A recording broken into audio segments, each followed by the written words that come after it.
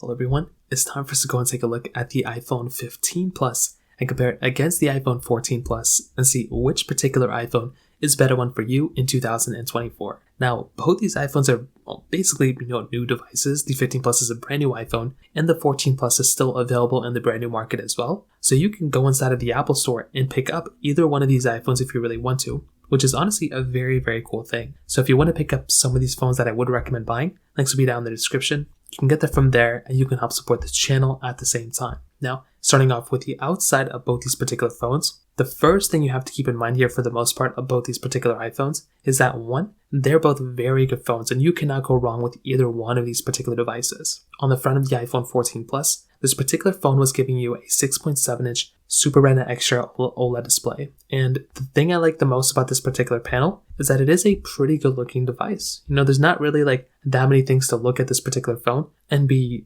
mad about or upset about. It's a very good looking phone in a lot of different ways. And this particular device, this is no exception here. It's a good looking phone from that particular side, and it definitely gets a thumbs up for me from that particular, perspective. I definitely do think if you're buying a phone like the iPhone 14 Plus, it still looks great, 60 Hz, notch up top, not terrible. But compared to the iPhone 15 Plus, this particular phone is going to be giving you the overall better one in a majority of different ways. The big thing to keep in mind here for the most part is that with the iPhone 15 Plus, this phone is giving you that 6.7-inch Super Retina Extra OLED display. So that in of itself is a very, very nice thing going on for this particular device. But the big thing going on here that you really have to hit on is that with something like the iPhone 15 Plus, this is going to be giving you that dynamic island display. So this in and of itself is a very big asset going on for the iPhone 15 Plus because you're going to be getting a phone that's essentially going to be giving you a better experience from that particular side than for something like the iPhone 14 Plus from this particular perspective. So just keep that in mind, not the biggest deal in the world. The sides are almost the same thing on both, so you're not really getting big massive differences on the sides of both these phones. They're both flat-sided. But the big thing here is that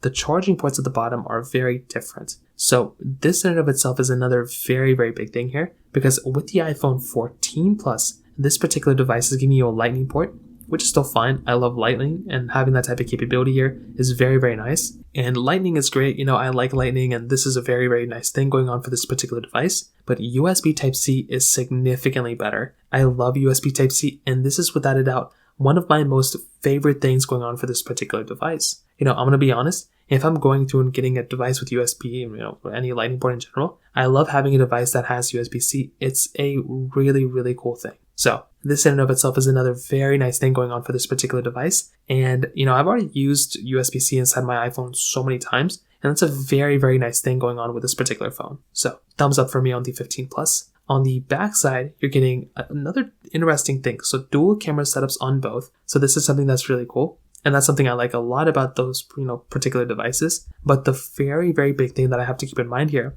is that with the iPhone 14 Plus, it's a standard glass back, which is nice. I like having that standard glass back. But the frosted glass back on the iPhone 15 Plus is significantly better. It definitely makes me feel like this is a very, very good device. And it feels so good. It's a very nice feeling back on that particular phone. And like I said, if I'm going through and picking up any iPhone, I like the fact that my iPhone 15 Plus has a frosted glass back, which is very, very nice. So this in and of itself is another really nice thing going on for that particular iPhone. Price tag wise, there's about a $100, $200 difference between these two iPhones in the brand new market. So depending on which way you look at it, depending on which model and variation you get, there can be $100 to multiple $100 differences. But I will tell you, in the used market, there's already some slight differences. You are basically getting a little bit of a cheaper phone for the most part with the 14 Plus, and it's probably going to be anywhere from $100 to $120 to $130 differences between between a used iPhone 15 Plus and a used iPhone 14 Plus. So kind of keep that in mind there. In terms of the cameras, you're going to be getting a dual camera setup on both of these particular iPhones. Now, that is something I like a lot about both these devices. They're good cameras, a wide and ultra wide camera. There's a slight difference with a little bit of both of the cameras. For one, with the iPhone 15 Plus, you're able to zoom in a bit more on the iPhone 15 Plus than the iPhone 14 Plus. So this in and of itself is another pretty big difference here. If you're wanting the iPhone that's going to be giving you the better experience in terms of the camera, it's really no question the iPhone 15 Plus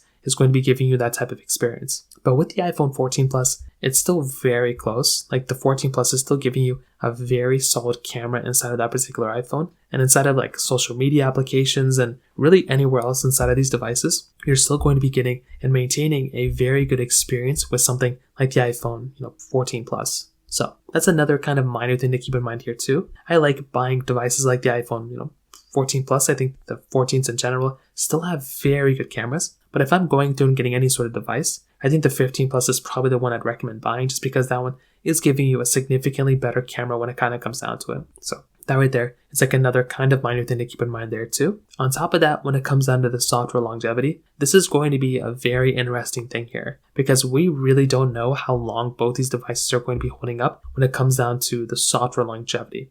If it was up to me, I would probably say that the iPhone 15 Plus is, still going to be supported for a long period of time.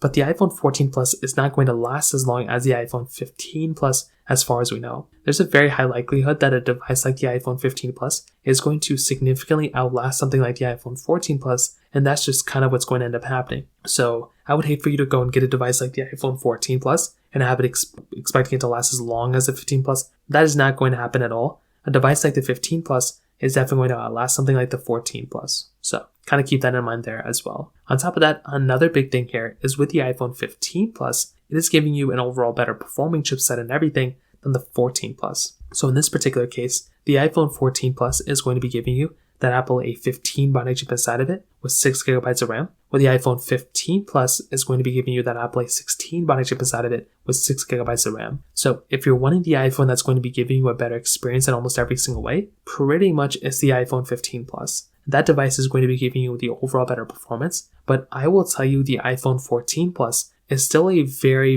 very fast performing iPhone. Like, that particular device is still very fast in almost every single way you could probably imagine it. The thing I like a lot about the iPhone 14 Plus is that particular device, kind of whatever I've ever thrown at it, it's been able to handle everything I've thrown at it, but including the 14 Plus. Like, the 14 Plus is still a very, very fast iPhone as well. So if the 15 Plus was like a 10 out of 10 in terms of performance, the 14 Plus is literally probably a 9.5 out of 10. There's very slight differences between them. If you're wanting the fastest performing phone between both, then clearly go for the 15 Plus. But the 14 Plus is still a very good performing iPhone when it comes down to it as well. And finally, when it comes down to the battery life, you're getting almost the same exact battery sizes between both. The 15 Plus might be slightly bigger, but even then they're very, very similar. There's not too many differences when it kind of comes down to that particular perspective. So the thing I would definitely tell you when it comes down to these particular devices is that with something like the iPhone 15 Plus, I definitely do think a device like the 15 Plus is kind of one of the better phones you can kind of buy.